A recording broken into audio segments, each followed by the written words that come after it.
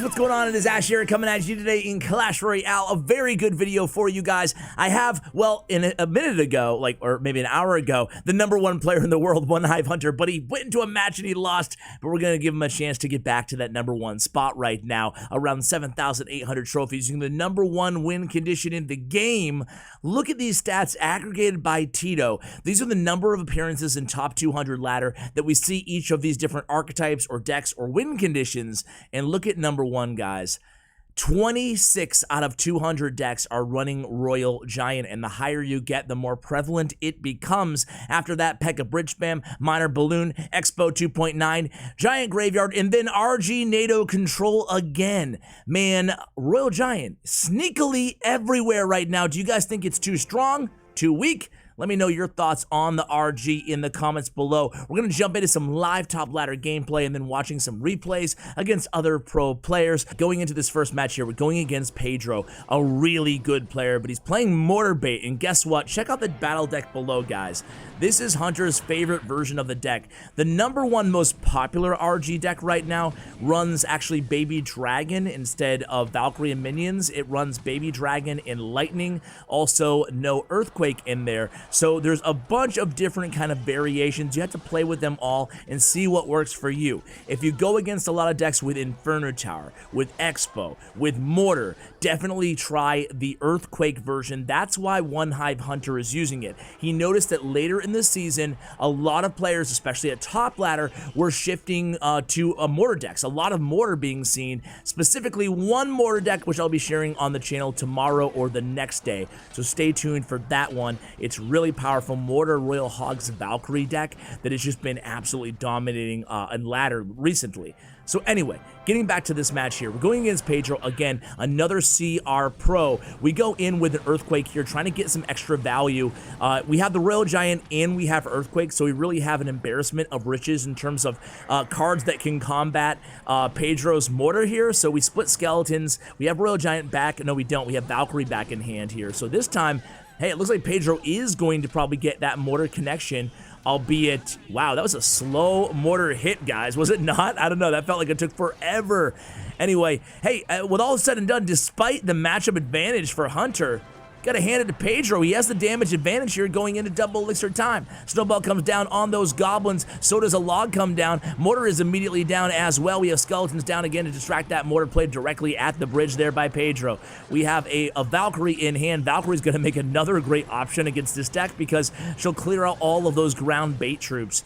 Really, Pedro forced to have to play Rascals or a Miner to stop that Valkyrie. She doesn't get one hit on that tower though. 22 seconds remaining here inside this first live match.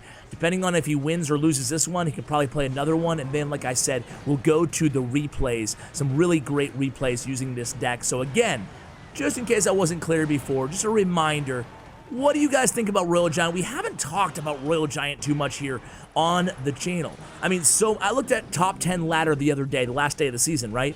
Or the day before the last day of the season. And out of the top 10 players, at one point in time, 7 of them were running Royal Giant. Is Royal Giant out of control? Did it deserve a nerf?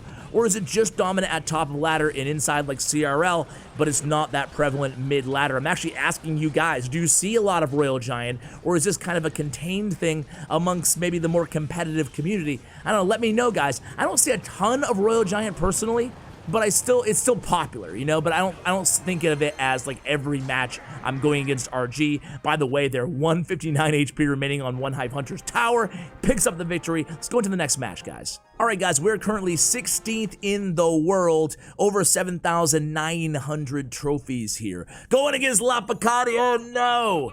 Oh no, Lapo definitely one of the strongest players in the entire game. I would put him on the short list personally. You guys know who Lapo is, right? But I would put him on my list as top 3 ladder players, maybe top 5 ladder players in the game. It's hard to decide once you get that high, but I would definitely put guys like Mugi in there. I think that, I mentioned this before, I think I had a video titled the best ladder player in my opinion, right? It's all subjective.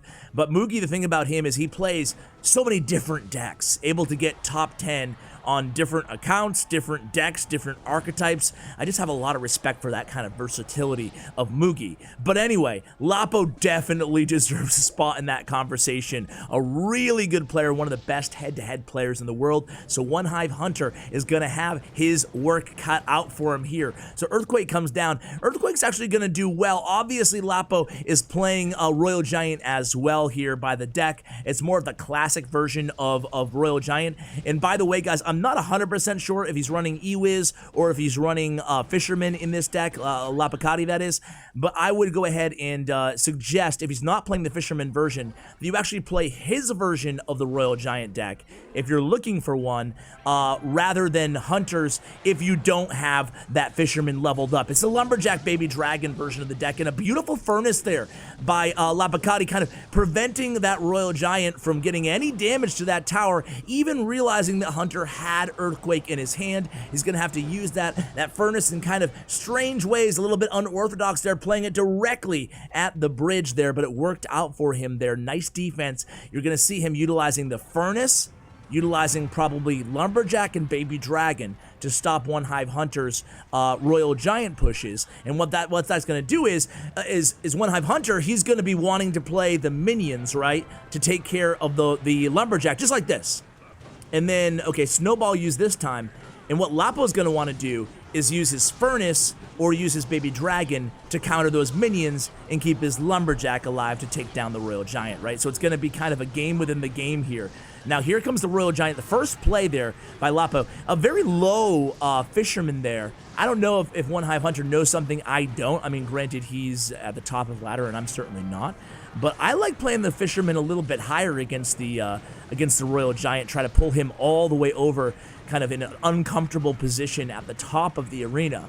But I'm curious, I'll have to ask him why, and I'll put it in the pinned comment as to why he plays his Fisherman so low against the Royal Giant. Maybe he was predicting skeletons could be played on the other side of the river or something like that, and he didn't want anything to kind of get in between his Fisherman and its chances of locking onto the Royal Giant. So that could have been it. And there it is again with that Furnace play. Only one minion survives, so you're going to see a lot of Furnace against the Royal Giant, even despite the Earthquake. But this is real, you know, to be fair here, this is why Hunter plays the Earthquake in this deck.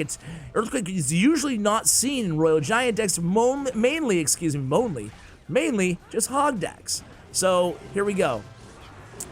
Okay, so Royal Giant down again. Earthquake is down, this time not using the minions, just happy to use the Earthquake there, and that's really what Hunter, I think, should be doing here. So here we go again with that low Fisherman. This time, you know, maybe it was just to avoid hitting that other Lumberjack, but he still takes a few shots from Lapacati's Royal Giant there in the left. So here we go with the bridge. Again, Royal Giant, and the predictive Earthquake comes down, but it misses. Beautiful kind of hesitation on that. You can see why Lapo is such a good player, right? Why he's so well respected by amongst all pros. There's nobody who, you know, oh man, no pull. The thanks comes down. Oof. All right, that's going to be GG's there, guys. Let's go ahead and move into the replays because I don't think OneHive Hunter is going to want to play anymore at this point, but I will check and be right back with you guys. All right, guys, inside the first replay here for you, we're going to really pay attention, and this is the deck that I was talking about that we're facing right now. Again, OneHive Hunter was number one. I wouldn't call it a tilt, but he lost 2 matches, he won 1, and I think he really wants to hold down that number 1 spot, or at least get it again. So we're going to take a break from the live pushing and just kind of pick apart some of these replays against popular ladder meta decks. So this one, again, this is the deck that's coming in a couple days to the channel, guys. It is everywhere, and it's with, you know, I kind of tongue-in-cheek call Royal Hogs the forgotten win condition because no one really uses Royal Hogs. I mean, do any of you guys, be serious, don't just troll me, do any of you guys use Royal Hogs as your go-to win condition? Because I haven't met anybody. I haven't really met anybody, I don't think, that is like, yeah, I'm a Royal Hog player. I'm a Hog player, I'm a Giant player, I'm a Golem player, I'm a Bait player. But no one's like, yeah, I'm a Royal Hog player. At least I haven't met anybody. So maybe you guys are out there, and I'm wondering why. My gut tells me it's because Royal Hogs are almost always used with another win condition. So it's almost like always a secondary win condition. It's the case in this deck as well, alongside the Mortar.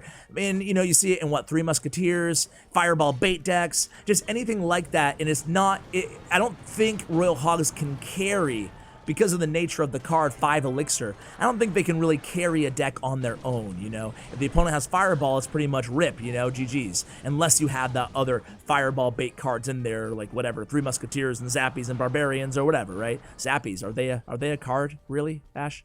Anyway, here we go. Musketeer in the right lane, gonna cross over that bridge, and here it comes. Split Royal Hogs and a Valkyrie are this way. I mean, again, in this matchup, we have minions, we have Valkyrie, we have Snowball, and we have Fisherman. So we have plenty of responses to the Royal Hogs, excuse me, of the opponent. So that shouldn't be an issue.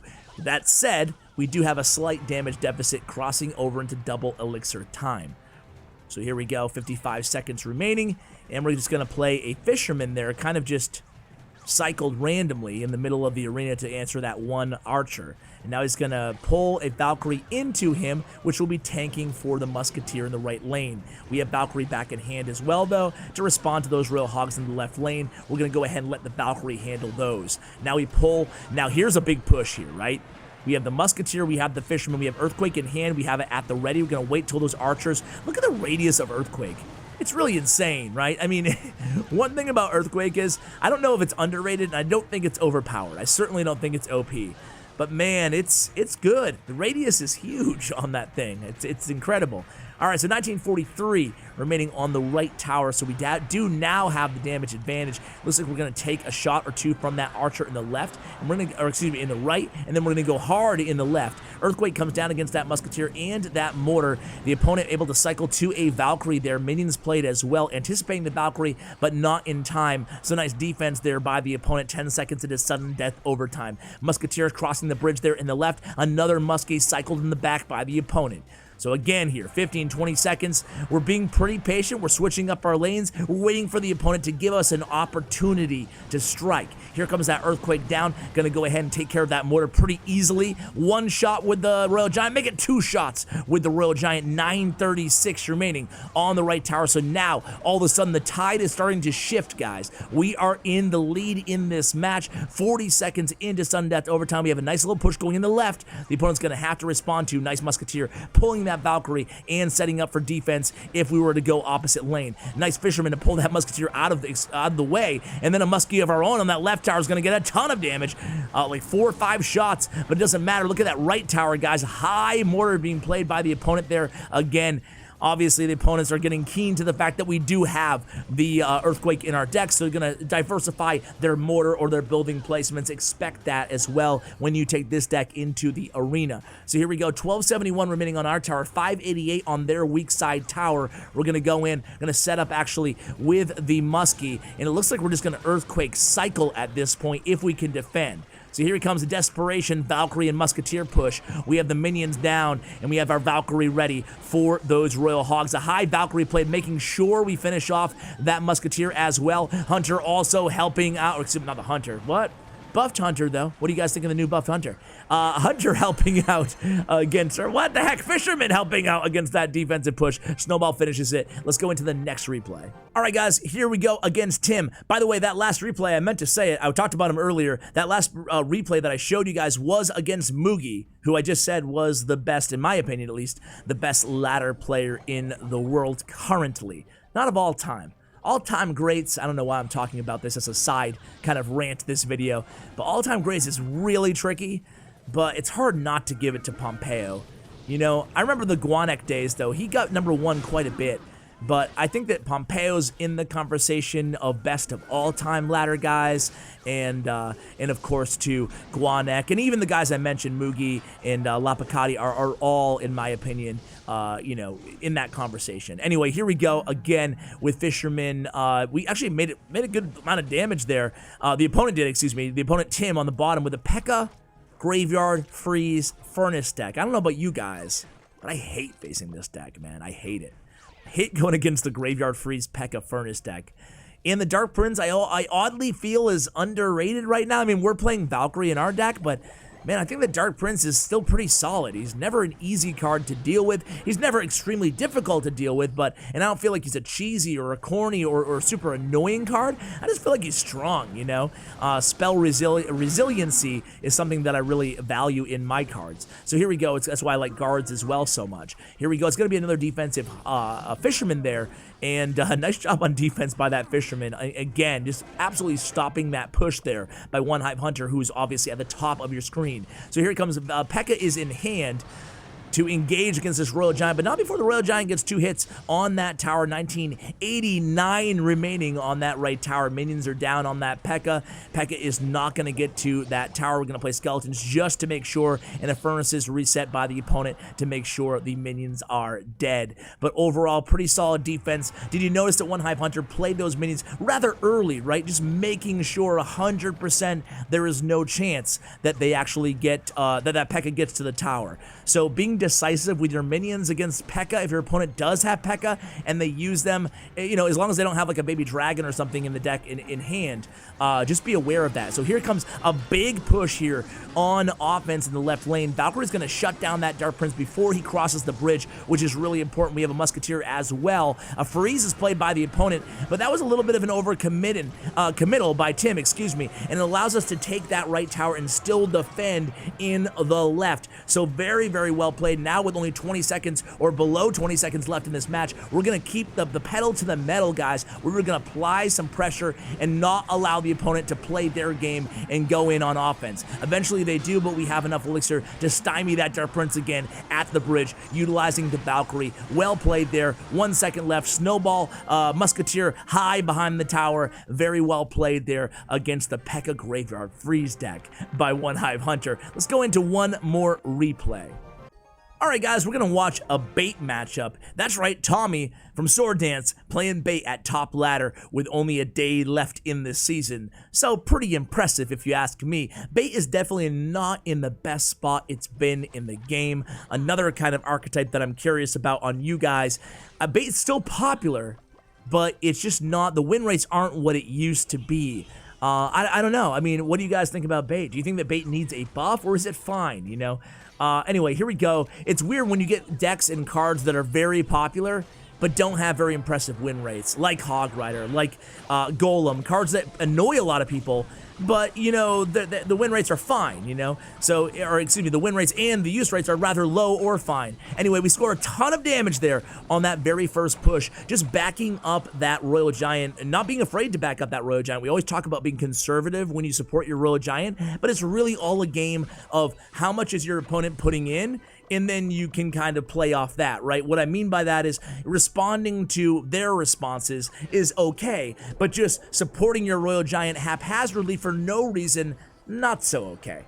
Anyway, here we go, left lane with the Musketeer. We got a ton of damage on that first Royal Giant push, and we have another one in hand. So, of course, OneHive Hunter, if you learned one thing from this video, he is very happy to go ahead and continue to play those Royal Giants, even in single elixir time, providing he's able to cycle something in the back first, or has a living defensive troop to combo with that Royal Giant. This is a nice Valkyrie value there. That's why we have Valkyrie in the deck for situations like that, getting a ton of value. And here it goes. It's going to be minions now because a log comes down, preventing us from able to take out that princess on the first go-round with the skeletons. Anyway, about 75 seconds left in this match. We already have a tower down. Now the opponent just has to go super aggressive. They're playing the cannon cart version of bait here. They actually score a decent amount of damage here, and the cannon cart is out of range, but look at that goblin barrel, man. Tons of damage. So 997 remaining here, and now we are in double elixir time. Valkyrie's going to do really good work for us here. He has rocket too, so we have to be kind of cognizant of that. He can take our tower down simply with 2 rockets cycled on our tower.